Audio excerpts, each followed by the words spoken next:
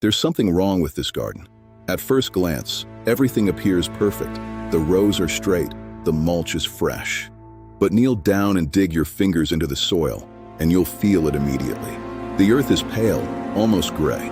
It crumbles like ash. There are no worms, no fungi threading through the darkness. No life. This isn't soil anymore. It's dirt. Dead dirt that costs $47 per bag to keep alive. Because somewhere along the way, we stopped growing food in living earth and started growing it in a chemical life support system. Every 2 weeks, like clockwork, the blue liquid comes out. Nitrogen, phosphorus, potassium, the NPK trinity reduced to 3 numbers. The plants respond immediately, turning bright green, growing at unnatural speeds, producing fruit that looks impressive but tastes like water. And beneath the surface, invisible to the gardener pouring that blue liquid with such care, the soil continues its slow death. Let's go back to where this started. In 1945, World War II ended, and the factories that had spent 6 years producing ammonium nitrate for bombs suddenly found themselves without customers. Billions of dollars had been invested in facilities, but peacetime had no need for explosives. So the chemical companies made a decision. They would sell it to farmers. The marketing campaign that followed was nothing short of brilliant. University agricultural programs received massive funding, but only for synthetic fertilizer research. Departments studying natural soil ecology saw their budgets slashed. Textbooks were rewritten to emphasize NPK above all else. Extension services began pushing chemical inputs as the only scientifically valid approach. Here's what they didn't tell you. Fertilizer is to soil what caffeine is to an exhausted man.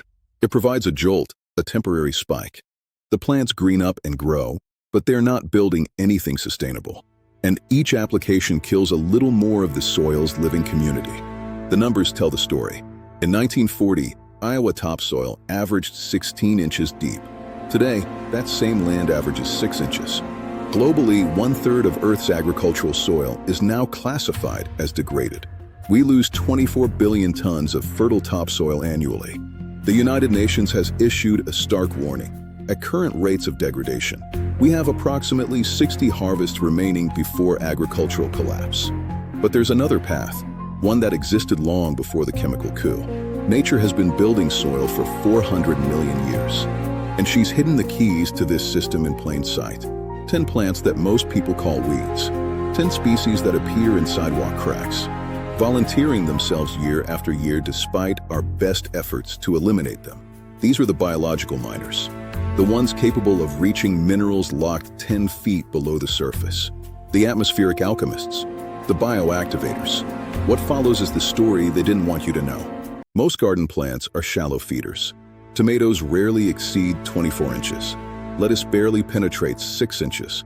These plants feed from the same exhausted layer, which is precisely why gardeners feel compelled to fertilize. But then there's comfrey, Symphytum officinale, and it plays an entirely different game. Watch what happens when comfrey establishes itself. That single taproot descends through topsoil like it barely exists, punching through subsoil, reaching 10 feet. At that depth, it enters a geological layer most plants will never access, the mineral-rich bedrock interface. And this is where comfrey's real genius reveals itself. Those root tips aren't just growing, they're mining. The acids literally dissolve the rock, freeing calcium, releasing potassium, extracting phosphorus. And then those minerals concentrate in the leaves. Lay those leaves directly on your garden beds as mulch. Plant 2, dandelion. The dandelion is arguably the most hated plant in suburban America. Homeowners wage chemical warfare against it, spending hundreds of dollars annually on herbicides. And all of this hatred is directed at possibly the most beneficial plant. Because beneath that yellow flower, a biological engineering project is underway.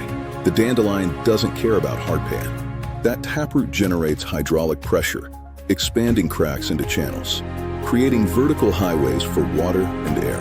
And along the way, that root is mining minerals, calcium, iron, copper, leaves that contain more vitamin A than carrots.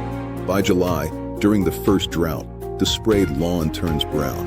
The homeowner responds with expensive irrigation. Plant 3, red clover. The air you breathe is 78% nitrogen.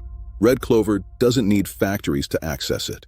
Right now, trillions of tons of this essential element float completely inaccessible. Plants cannot break this bond. Animals cannot. In 1909, Fritz Haber discovered a way to break that bond through industrial brute force, consuming massive energy.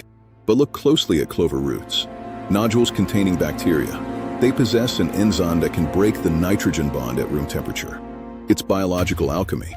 The bacteria break atmospheric nitrogen and the excess leaks into surrounding soil, available to every other plant. Before World War II, every farmer understood this. The clover year wasn't a lost year, it was an investment. Now, corn, corn, corn. Fertilize, fertilize, fertilize. And the soil empties. Plant 4, stinging nettle. Stinging nettle, Urtica dioica, the plant everyone hates.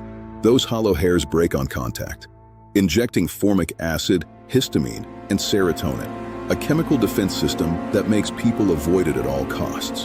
And yet, this plant is one of the most mineral-rich species on Earth. Iron higher than beef, calcium higher than milk, and silica, the forgotten mineral that strengthens plant cell walls and provides pest resistance.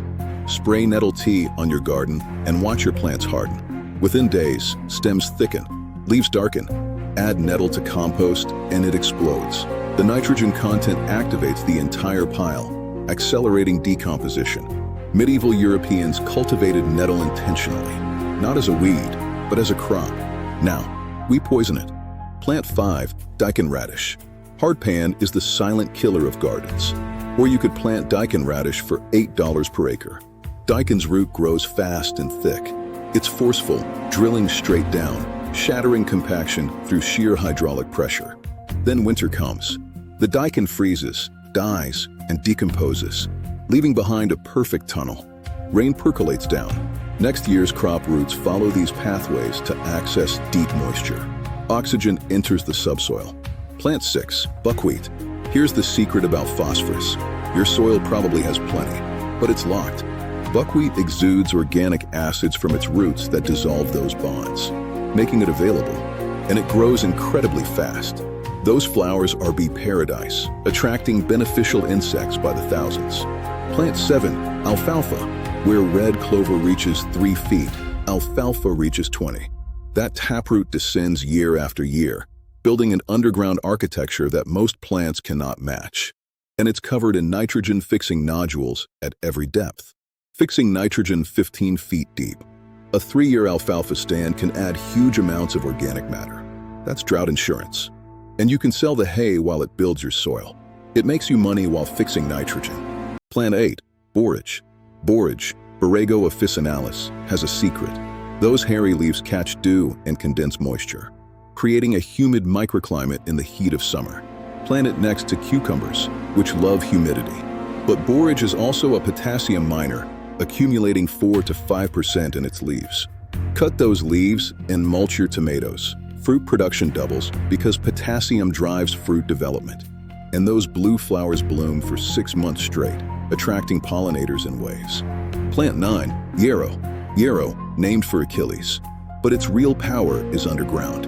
Add yarrow to compost, and it breaks down 10 times faster. Why? Yarrow contains growth hormones and enzymes. The pile heats faster, higher, and produces finer compost. Plant it in your garden, and it mines sulfur and potassium, sharing them with neighboring plants. Plant 10, plantain, not the banana, the weed that grows where you walk. It tolerates disturbance because it's designed to heal it. Those roots exude polysaccharides, sticky compounds that glue soil particles together, creating aggregates and structure. In compacted soil, plantain is the healer, gradually rebuilding pore space and allowing life to return. Plantain is often the first colonizer of disturbed land. It moves in, heals the microbial community, and creates conditions for succession. 10 plants, each solving a different problem. Compaction, daikon and dandelion drill through it. Nitrogen, clover and alfalfa breathe it. Mineral depletion, comfrey and nettle mine the depths. Locked phosphorus, buckwheat dissolves the bonds. Dead microbial web, yarrow and plantain wake it up. You could keep buying bags, keep feeding the dependency, or you could spend $30 once on seeds and build an empire, not a garden, not a farm, a soil factory, These plants are volunteers. They want to grow.